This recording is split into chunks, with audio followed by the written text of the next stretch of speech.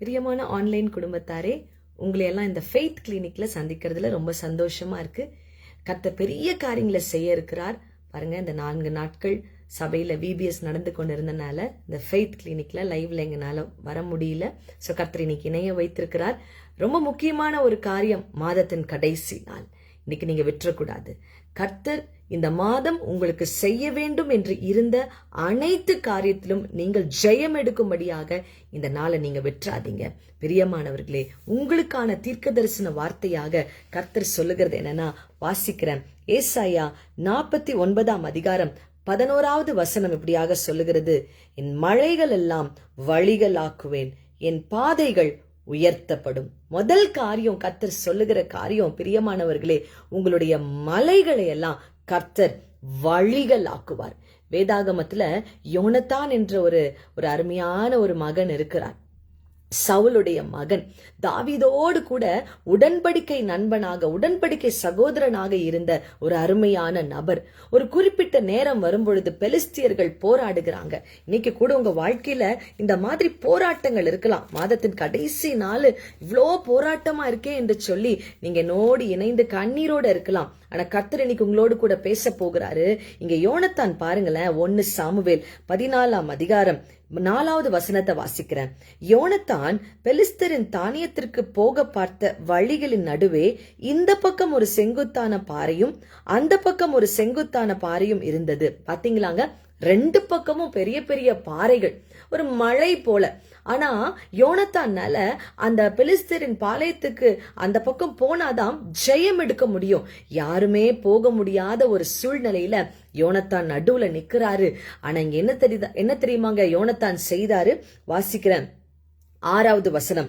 யோனத்தான் தன் ஆயுததாரியாகிய வாலிபனை நோக்கி, விருத்த சேதனம் இல்லாதவர்களுடைய அந்த தானியத்திற்கு போவோம் வா, ஒருவேளை கர்த்தர் நமக்காக ஒரு காரியம் செய்வார், அந்த அநேகம் பேரை கொண்டாகிலும் கொஞ்ச பேரை கொண்டாகிலும் ரட்சிக்க கர்த்தருக்கு தடை இல்லை என்றார். இன்னைக்கு முதல் காரியம் கர்த்தர் உங்களுக்கு சொல்றது என்னன்னா, இன்னைக்கு ஒரு நாள் இருக்கலாம், இல்ல பல நாட்கள் கூட இருக்கலாம். ஆனா கர்த்தர் சொல்றார், மகனே, கடைசி நாள், இதை நினைச்சு வருத்தப்படாத. அநேகரை கொண்டாகிலும் கொஞ்ச பேரை கொண்டாகிலும் ரட்சிப்பது கர்த்தருக்கு லேசான காரியம். ரட்சிப்பு என்ற வார்த்தைக்கு என்ன அர்த்தங்க? விடுதலை. கர்த்தர் உங்களை விடுதலை ஆக்கணும்னு தீர்மானம் பண்ணிட்டார்னா, யார வைத்து வேணாலும் கர்த்தர் உங்களை விடுதலையாக்க வல்லமையுள்ளவராய் இருக்கிறார். சொல்லுங்க, என்னோடு கூட சேர்ந்து அறிக்கை செய்றீங்களா? சொல்லுங்க, இயேசுவின் நாமத்தினாலே கொஞ்ச பேரை கொண்டாகிலும் அநேக பேரை கொண்டாகிலும் ரட்சிக்க என் தேவன் வல்லவராயிருக்கிறார். ஆமாங்க, சோர்ந்து போய் உட்கார்ந்துராதீங்க, உடைந்து போய் உட்கார்ந்துராதீங்க. எல்லாமே இந்த மாதம் ஏறுமாறாதான் நடந்துச்சு, எதுவுமே நன்மையா நடக்கல, எதுவுமே முன்னேற்றத்துக்கு உண்டான பாதையை நான் பார்க்கலன்னு சொல்லி சோர்ந்து போய் உட்கார்ந்துராதீங்க. கர்த்தர் வாக்குத்தத்தம் பண்ணினவர் உண்மையுள்ளவராய் இருக்கிறாரு. உங்களுக்கு வாக்கு கொடுத்தாருன்னா நிச்சயம் அதை நிறைவேற்றிய தீர்வார். அது கடைசி நாளா இருந்தாலும், அது எத்தனை நாளா இருந்தாலும் நீங்க கவலைப்படாதீங்க, அவர் கையில ஒப்பு கொடுங்க. கர்த்தர் சொல்றார், மகனே, கொஞ்ச பேரை கொண்டாகிலும் அநேகரை கொண்டாகிலும் இன்றைக்கு நான் ரட்சிக்க போகிறேன் என்று கர்த்தர் சொல்லுகிறார். என்ன நடந்தது தெரியுமா? யோனத்தான் அந்த பாறைகளை தாண்டி பெலிஸ்தனுடைய தானியத்திற்கு போய் அங்க இருக்கிற எல்லா காரியத்தையும் அவர் அழித்து போட்டார். இன்னைக்கு கர்த்தர் உங்களுக்கு இந்த யுத்தம் தான் செய்ய போகிறாரு. மழையா இருக்குதே, என்னால தாண்டி போக முடியலையே, ஒரு பெரிய பாறை இருக்குதே, என்னால கடந்து போக முடியலையேன்னு யோசிக்கிறீங்களா? என் பிரியமான குடும்பத்தாரே, கர்த்தர் உங்களுக்கு தான் சொல்றாரு, இந்த மலையை தாண்டி போவதற்கு கர்த்தர் அநேகரை கொண்டாகிலும் கொஞ்ச பேரை கொண்டாகிலும் உங்களுக்கு உதவி செய்ய அவர் வல்லமையுள்ளவராய் இருக்கிறாரு. எப்படி யோனத்தான் தனியாக ஒரு வாலிபனை கூட்டிக் கொண்டு போய் அந்த பெலிஸ்தியன் எதிரியின் தானியத்தை பிடித்தாரோ, அதே போல நீங்க தனித்து இன்னைக்கு இந்த ஃபெய்த் கிளினிக்ல இணைந்திருக்கலாம். உங்க குடும்பத்துல நீங்க ஒருவர் மாத்திரம் ஜெபித்து கொண்டிருக்கலாம். எலியாவை போல நீங்க ஒருவர் மாத்திரம் நின்று பலிபீடத்தை கட்டி கொண்டிருக்கலாம். ஆனா ஒன்னு சொல்றேங்க, நீங்கள் ஒருவர் மாத்திரம் இருக்கிற உங்களுக்காக தான் கர்த்தர் அக்கினியாய் இறங்கி வர ஆயத்தமாய் இருக்கிறாரு. சோர்ந்து போயிடாதீங்க. இரண்டாவதாக கர்த்தர் உங்களுக்கு சொல்லுகிற காரியம் என்னன்னா, ஏசாயா 49 அதிகாரம் 11வது வசனத்தை வாசிக்கிறேன். என் மலைகள் எல்லாம் வழிகளாக்குவார், என் பாதைகள் உயர்த்தப்படும். ஆமென். சொல்லுங்க, என் பாதைகள் உயர்த்தப்படும். திரும்ப சொல்லுவோமா? என்னோட சேர்ந்து அறிக்கை செய்யுங்க. பாதைகள் உயர்த்தப்படும். இதுவரைக்கும் இந்த மாதம் முழுவதும் நீங்க போன பாதை ரொம்ப குறுகின பாதையா இருக்கலாம், கண்ணீரின் பாதையா இருக்கலாம். ஆயத்தமாகிக் கொள்ளுங்க. கர்த்தர் உங்க பாதைகளை உயர்த்த ஆரம்பித்து விட்டார். ஆமென். வாசிக்கிறேங்க. ஆதியாகமம் 37ஆம் அதிகாரத்துல யோசேப்ப ஒரு பாதையில கர்த்தர் நடத்தி கொண்டு போனார் பாருங்களேன். வாசிக்கிறேன் பாருங்க. ஆதியாகமம் 37:27 அவனை அந்த இஸ்மவேலருக்கு விற்று போடுவோம் வாருங்கள், அவன் மேல் நம் கை படாதிருப்பதாக, அவன் நம்முடைய சகோதரன் என்று சொன்னார்கள். இங்க என்ன நடக்குதுன்னா, சகோதரர்கள் எல்லாரும் சேர்ந்து ஒரு பாதையில யோசேப்ப கொண்டு போயிடலான்னு முடிவு பண்ணி அவங்க குழியில போட்டு கரெக்டா அந்த இடத்துல மீதியானியர்கள் வரும் பொழுது 20 வெள்ளிக்காசுக்காக யோசேப்ப கொண்டு போய் விற்று போட்டார்கள். பாருங்க, யோசேப்பு போன பாதை குறுகின பாதை, யோசேப்பு போன பாதை கண்ணீரின் பாதை, யோசேப்பு நடந்த பாதை வேதனையின் பாதை, ஏமாற்றத்தின் பாதை, கைவிடப்பட்ட பாதை. ஆனா கர்த்தர் அந்த பாதையை எப்படி உயர்த்தினார் தெரியுமா? வாசிக்கிறோம் பாருங்க. ஆதியாகமம் 41ஆம் அதிகாரம் 40வது வசனம். நீ என் அரண்மனைக்கு அதிகாரியாய் இருப்பாய். பாத்தீங்களாங்க, குறுகின பாதைய கர்த்தர் உயர்த்த ஆரம்பிச்சுட்டார்னா கர்த்தர் உன்னை அதிகாரியாய் மாற்றுவார்.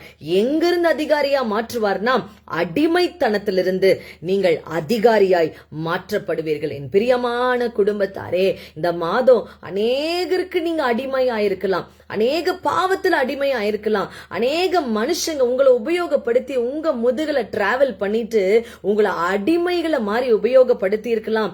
உங்களை நடுவுல வச்சுட்டு அவங்க உங்களை குறிச்சு பேசி சந்தோஷப்பட்டிருக்கலாம். நீங்க கூட சொல்லலாம், நான் அடிமை மாதிரி இருக்கிறேனே என்று நீங்க சொல்லிக் கொண்டு இருக்கலாம். என் அன்பு சகோதரனே, நீங்க ஒருவேளை எனக்கு என்னோட இருதயத்துல நான் உணர்கிறேன், ஆவியில நான் உணர்த்தப்படுகிறேன். நீங்க வேலையில யாரோ ஒரு சகோதரன் சொல்றீங்க, அடிமைத்தனமா இருக்கனே ஆண்டவரே என்று நீங்க அடிமை என்று யோசித்துக் கொண்டிருக்கிறீங்க. என் அன்பு சகோதரனே, கர்த்தர் சொல்லுகிறாரு, நீங்க அதிகாரியாய் மாற்றப்படுவதற்கு நேரம் வந்துவிட்டது. சோர்ந்து போயிராதீங்க. இந்த அடிமைய தாங்க, இந்த குறுகின பாதையில நடந்த யோசேப்ப தாங்க கர்த்தர் வெறும் ஒரு வீட்டுக்கு அதிகாரியா மாத்தல, ஒரு பட்டணத்துக்கு அதிகாரியா மாத்தல, ஒரு தேசத்துக்கு அல்லங்க. வேதம் சொல்லுகிறது அரண்மனைக்கே கர்த்தர் அதிகாரியாய் மாற்றினார். அதே வசனத்துல வேதம் சொல்லுகிறது பாருங்க. ஆதியாகமம் 41:40 உன் வாக்கின்படியே என் ஜனங்கள் எல்லாரும் அடங்கி நடக்க கடவர்கள். இனி வருகிற நாட்கள்ல என் அன்பு குடும்பத்தாரே, உங்களுடைய வாக்கு அநேகர் அடங்கி நடக்கிற வாக்காய் கர்த்தர் உருமாற்ற போகிறாரு.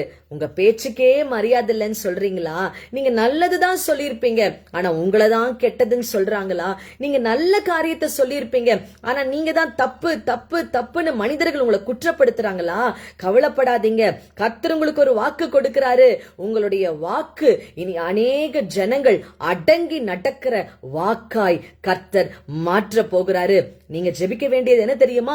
ஆண்டவரே, என் நாவுக்கு காவல் வைங்க, நீங்க விரும்புகிறத நாம் பேச எனக்கு கற்றுக் கொடுங்கன்னு நீங்க ஜெபிக்கணும். ஏன்னா உங்க வாக்கு தான் இனி அநேகருடைய வாழ்க்கையை மாற்ற போகிற வாக்காய் கர்த்தர் உபயோகப்படுத்த போகிறாரு.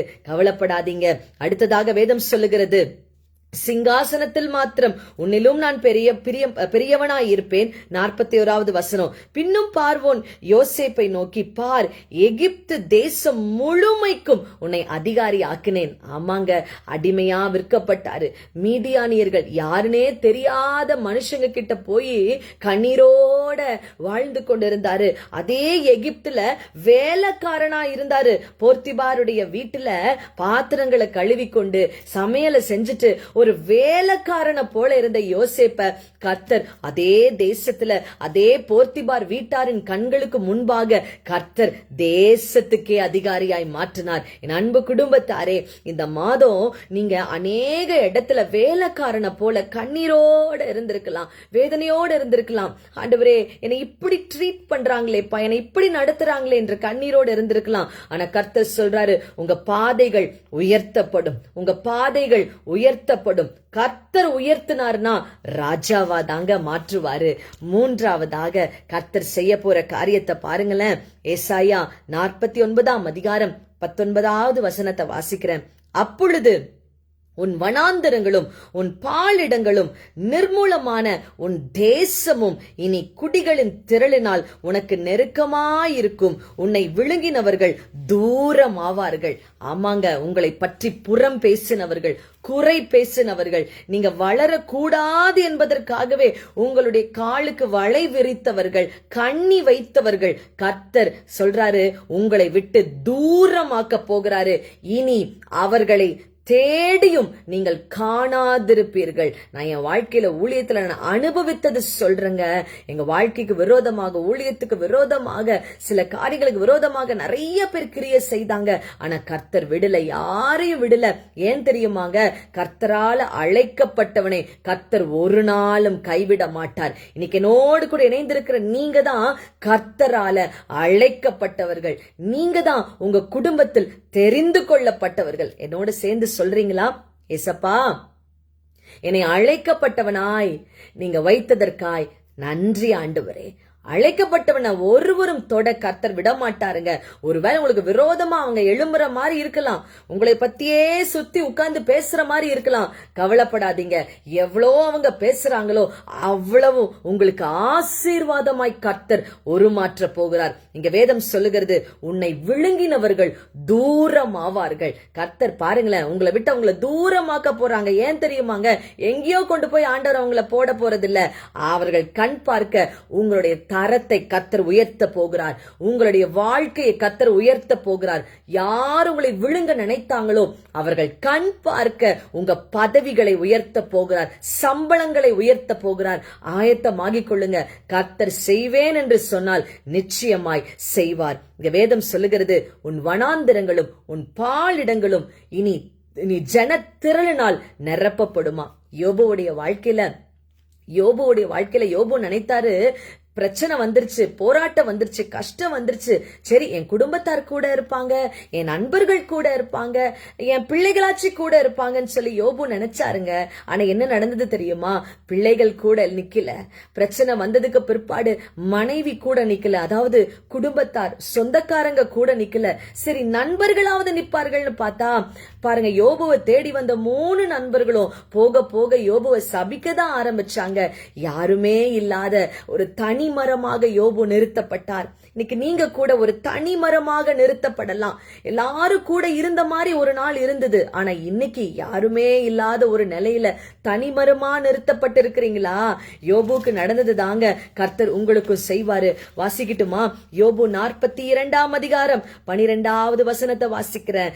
கர்த்தர் யோபுவின் முன்னிலைமையை பார்க்கிலும் அவன் பின்னிலைமையை ஆசீர்வதித்தார். பிரியமானவர்களே, கர்த்தர் யோபுவுடைய முன்னிலைமையில எல்லாரும் இருந்தாங்க. ஆனா பிரச்சனை வந்தோடனே விட்டுட்டு போயிட்டாங்க. ஆனா கர்த்தர் ஆசீர்வதித்துக்கு பிற்பாடு யோபு நினைத்ததை காட்டிலும், யோபு நினைச்சதை கூட கர்த்தர் கொடுத்து ஆசீர்வதித்தார். இன்னைக்கு நான் சொல்றேன் பிரியமானவர்களே, நீங்க வேண்டினதும் நீங்க வேண்டாத காரியத்தையும் கர்த்தர் கொடுக்க போகிறாரு. நீங்க நினைச்சதும் நீங்க நினையாத காரியங்களையும் கர்த்தர் உங்களுக்கு கொடுக்க போகிறாரு. யோபு எப்படி தன்னுடைய மரணத்து வரைக்கும் நிம்மதியா ஆசீர்வாதமா வாழ்ந்தாரோ, இந்த பிரசங்கத்தை கேட்டுக்கொண்டிருக்கிற, இந்த வார்த்தையை கேட்டுக்கொண்டிருக்கிற உங்க வாழ்க்கை இனி உங்களுடைய வாழ்நாள் முழுவதும் நிம்மதியாயிருக்கும்படியாக கர்த்தர் உங்களுடைய வனாந்தரங்களையும் உங்கள் பாலிடங்களையும் ஜன திரட்சியினால் கர்த்தர் நிரப்ப போகிறார். இனி ஹெல்பர்ஸ் இல்லைன்னு நீங்க கவலைப்பட போக மாட்டீங்க. இனி யாருமே என்னோட இல்லையா ஆண்டவரே நீங்க கண்ணீர் வடிக்க மாட்டீங்க. ஏன்னா கர்த்தர் உங்களுக்கு மனிதர்களை அனுப்ப போகிறார். ஆயத்தமாகிக் கொள்ளுங்க அன்பு குடும்பத்தாரே. 3 காரியத்தை கர்த்தர் செய்வாரு. நம்பர் 1, உங்க மலைகளை கர்த்தர் வழிகள் ஆக்க போறாரு. நம்பர் 2, உங்க பாதைகளை கர்த்தர் உயர்த்த போகிறாரு. நம்பர் 3, கர்த்தர் உங்களுடைய வனாந்தரங்களையும் பாலிடங்களையும் ஜன திரட்சியினால் கர்த்தர் நிரப்ப போகிறார். ஆமென். 4வதாக கடைசியாக இங்க வேதம் சொல்லுகிறது, உங்களை விழுங்கினவர்கள் உங்களை விட்டு தூரம் ஆவார்கள். இனி உங்க பக்கத்துல நம்பிக்கை துரோகிகளை கர்த்தர் விட மாட்டார். இனி உங்க பக்கத்துல உங்களை கெடுக்க நினைக்கிறவர்களை கர்த்தர் விட மாட்டார். இனி உங்க அருகாமையில கர்த்தரே இறங்கி வந்து யுத்தம் பண்ண போகிறார். ஆமென். கண்களை மூடி நம்ம ஜெபிப்போமா? கர்த்தர் உங்களுக்கு பேசின வார்த்தைக்காக நம்ம ஜெபிக்கலாம். ஆண்டவரே, மாதத்தின் கடைசி நாள்ல நாங்க எல்லாம் நிக்கிறோம்ப்பா. உடைய பிள்ளைங்க இந்த ஃபெய்த் கிளினிக்ல அப்பா ஏதோ ஒரு அற்புதம் எனக்கு நடக்காதா? ஆண்டவரே எனக்கு ஏதோ ஒரு நன்மை செய்ய மாட்டீங்களா என்று வேதனையோடு இணைந்திருக்கிறாங்கப்பா. தாவீது மேல இரக்கம் பாராட்டினது போல, அப்பா சாலமோன் மேல இரக்கம் பாராட்டினது போல, தேவனே என்னோடு கூட இணைந்திருக்கிற உம்முடைய பிள்ளைக மேல உம்முடைய இரக்கத்தை காண்பீங்கப்பா. நீர் இரக்கத்தில் ஐஸ்வர்ய சம்பனர் அப்பா. உம்முடைய இரக்கம் இவங்க மேல இறங்கட்டும். பர்த்திமேயு, ஆண்டவரே தாவீதின் குமாரனே எனக்கு மனமிறங்கும் என்று கூப்பிட்ட மாத்திரத்துல நீர் திரும்பி பார்த்து உனக்கு என்ன வேணும்னு கேட்டீங்களேப்பா. அதே போல இன்னைக்கு என்னோடு கூட இணைந்து ஜெபித்துக் கொண்டிருக்கிற ஒவ்வொருவருடைய வீட்டுக்குள்ள போய் உனக்கு என்ன வேணும், நான் என்ன செய்யணும்னு கேட்டு நீங்க அற்புதம் செய்யுங்கப்பா என்று நாங்க ஜெபிக்கிறோம்ப்பா. 3 காரியத்தை இன்னைக்கு பேசியிருக்கிறீங்க. மலைகளை வழிகளாக்குவேன் பேசியிருக்கிறீங்க, பாதையை உயர்த்துவேன்னு பேசியிருக்கிறீங்க, வனாந்திரங்கள் ஜனத்திரட்சியாய் மாற்றுவேன்னு பேசியிருக்கிறீங்க, உன்னை விழுங்கினவர்கள் தூரமாவார்கள்னு பேசியிருக்கிறீங்க. இந்த 4 வாக்குத்தத்தத்தின்படியே இந்த மாதம் முடிவதற்குள்ளாக, இந்த மாதத்தின் கடைசி நாளை கம்ப்ளீட் பண்ணுவதற்குள்ளாக இந்த 4 வாக்குத்தத்தத்தை கர்த்தர் நிறைவேற்றி தாங்க என்று நான் ஜெபிக்கிறப்பா. கண்ணீரை தொடச்சு உயர்த்துங்க என்று நாங்க ஜெபிக்கிறோம்ப்பா. இயேசுவின் நாமத்தில் பிதாவே, ஆமென், ஆமென், ஆமென். அன்பு குடும்பத்தாரே, கர்த்தர் உங்களுக்காக பேசி இருக்கிறார். இந்த 4 காரியம் நிச்சயம் கர்த்தர் உங்களுக்கு செய்வார். மறந்துடாதீங்க. இன்னைக்கு ஃபுல்லா ஏசாயா 49ஆம் அதிகாரத்தை எடுத்து அறிக்கை பண்ணுங்க.